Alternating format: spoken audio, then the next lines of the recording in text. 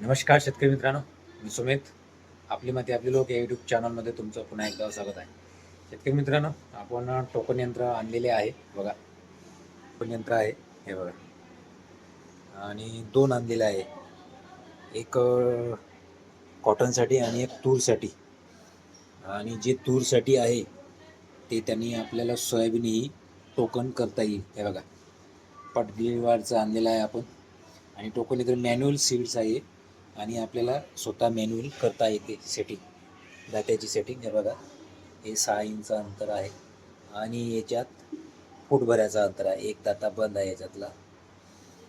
तर हे यंत्र आणलेलं आहे आपण. याच साहाय्याने आपल्याला यंदा डोबणी करायची आहे.